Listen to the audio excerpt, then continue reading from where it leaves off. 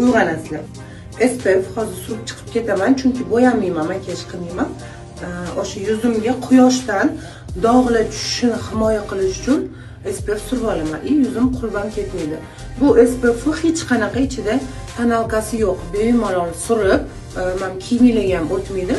Keyin ustidan makiyaj qilsanglar ham bo'ladi. Mio mahsulotlarini menga yana bitta eng yoqadigan tomoni idishini, qulayligi. Hammasi bir xil g'alati idishlar emas.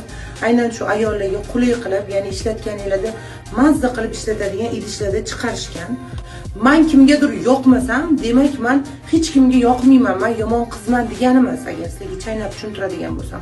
O'shaning uchun qizlar, Mio tushmadimi, boshqa narsa olib ishlatinglar. Tushadigan narsani qidiringlar. Lekin Mio mahsulotlarini men 2021-yildan beri ishlatayotgan bo'lsam, hali yuzimda pobochkasini ko'rganim yo'q. Profil qoldiraman, bemalol dastavka qildirsanglar bo'ladi.